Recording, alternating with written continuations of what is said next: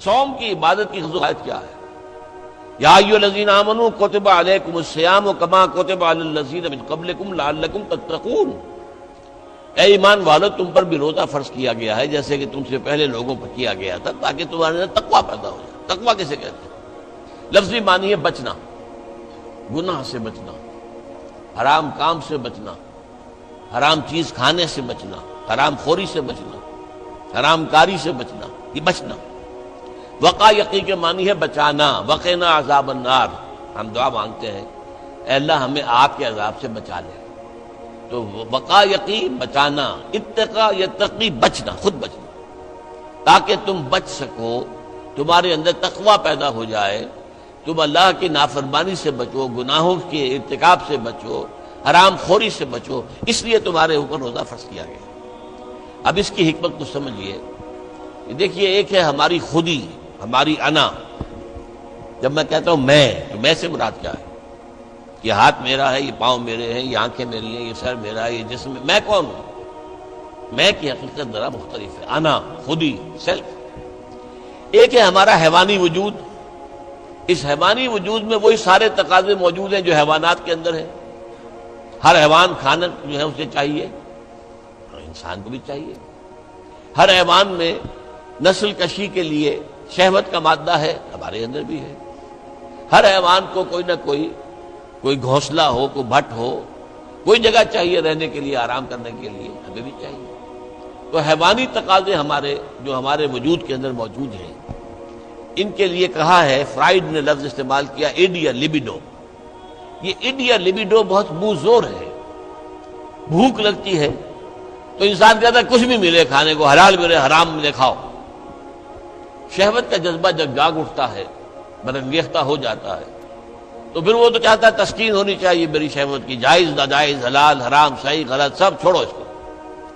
اس کے لیے کنٹرول پیدا کرنا، ضبط نفس، کہ آپ اپنے نفس پر کنٹرول کر سکیں، نفس آپ پر حاوی نہ ہو جائے، تو جو اس کا حکم دے، جو بھی وہ حکم دے آپ اس کی پیروی کریں، نہیں، نفس کو اپنے قابو میں رکھیں، اپنی مرضی کے مطابق اسے چلائیں۔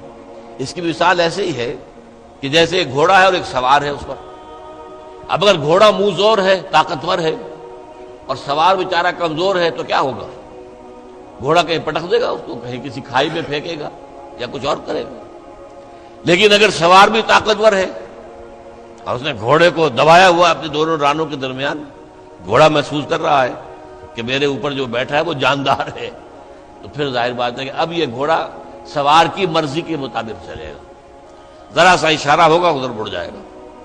اسی طرح ہمارا یہ نفس ہے، یہ حیوانی وجود جو ہے، یہ گھوڑے کے مانند ہے، اور ہماری انا یا ہماری خودی یا ہماری سیلف یہ اس پر سوار ہے۔ اگر سیلف کمزور ہے، گھوڑا طاقتور ہے، تو انسان کی ہلاکت، بربادی ہے، تباہی ہے۔ نفس حاکم ہو گیا، نفس سے ہمارا کہ ہم غلام بن گئے، تباہی اور بربادی ہوگی۔ ہاں اگر آپ کی انا مضبوط ہے، آپ کی خودی طاقت پر ہے، آپ کی سیلف جو ہے اس کے اندر طاقت ہے، تو یہ حیوانی وجود اب آپ کے کام آئے گا۔ گھوڑا جیسے آپ کو آپ کی مرضی کے مطابق لے کر جائے گا، منزل تک پہنچائے گا، ایسے اس حیوانی وجود کو استعمال کر کے آپ نیکیاں کمائیں گے، خیرات حسنات، اللہ کو راضی کرنے کے لیے کام کریں گے۔ اس ہاتھ کو اسی کام کے لیے استعمال کریں گے، ان ٹانگوں کو اسی کام کے لیے استعمال کریں گے، اس زبان کو اسی کام کے لیے استعمال کریں گے۔ تو یہ ہے اگر آپ کا کنٹرول نفس پر ہے، اس کا نام ہے ضبط نفس۔ اور یہاں میں تھوڑا سا اشارہ کر دوں کہ ایک اور نفس بھی آتا ہے، نفس کشی، نفس کو مار دینا۔ انگریزی میں اس کے لیے لفظ ہے سیلف اینیہیلیشن۔ ایک ضبط نفس ہے، سیلف کنٹرول، ایک نفس کشی ہے، سیلف اینیہیلیشن۔ یہ سیلف اینیہیلیشن اسلام میں پسندیدہ نہیں ہے۔ نفس کو کچلو مت، گھوڑے کو مارو نہیں، یہ تو کام کی شے ہے، بس گھوڑے پر قوت حاصل کرو، گھوڑے کو اپنے کنٹرول میں رکھو، ورنہ نفس کا بھی حق ہے۔ گھوڑے کو بھی دانا پانی ڈالتے ہو کہ نہیں؟ تمہارے نفس کا بھی حق ہے۔ وَإِنَّ لِنَفْسِكَ عَلَيْكَ حَقًّا وَإِنَّ لِزَوْجِكَ عَلَيْكَ حَقًّا وَإِنَّ لِزَوْرِكَ عَلَيْكَ حَقًّا۔ تم پر تمہارے اپنے نفس کا بھی حق ہے، تم پر تمہاری بیوی کا بھی حق ہے، تم پر تمہارے جو ملنے کے لیے لوگ آئیں، ملاقاتی ہوں، زیارت کرنے پائے، ان کا بھی حق ہے۔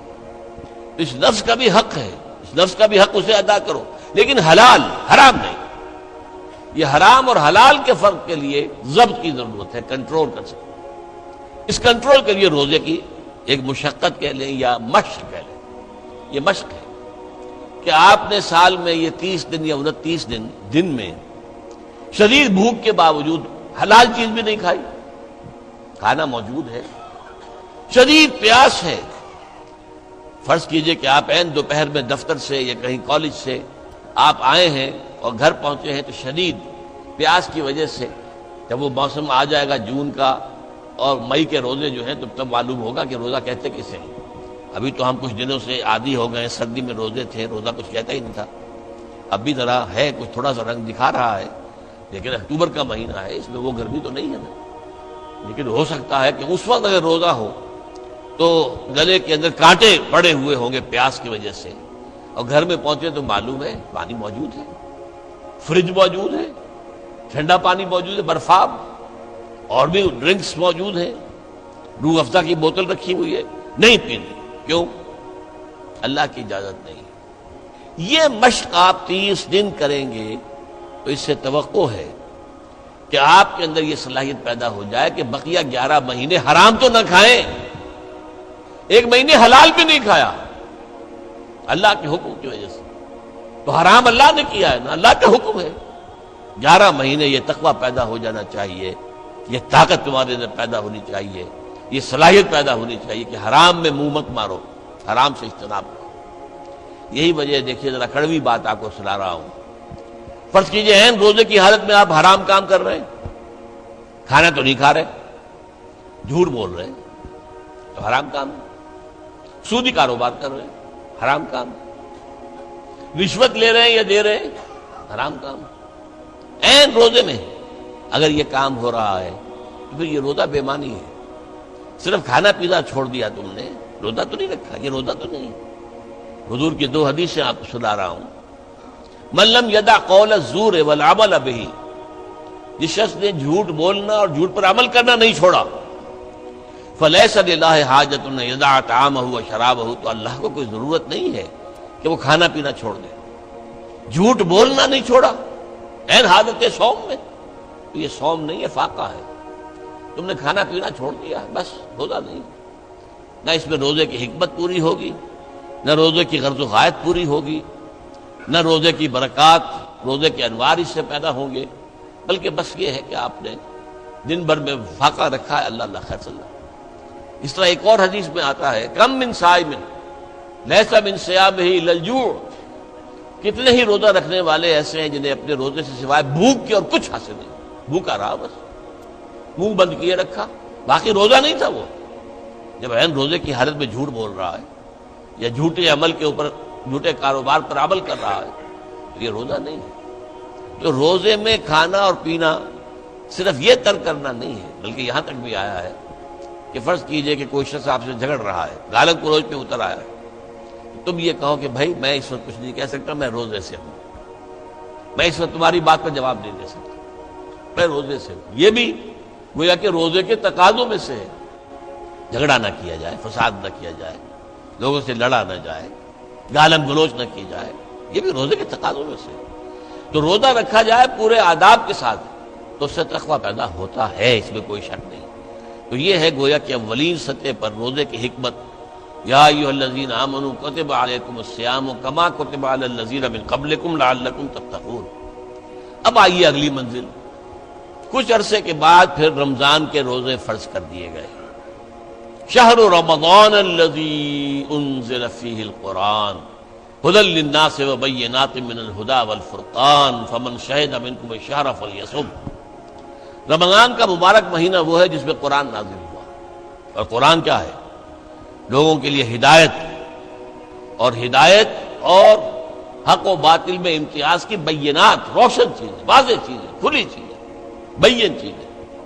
تو جو کوئی بھی تم میں سے پائے اس مہینے کو، نہ مریض ہو نہ بیمار ہو، موجود رہے اپنے گھر میں، فلیصم، تو لازم ہے اس پر کہ روزہ رکھے۔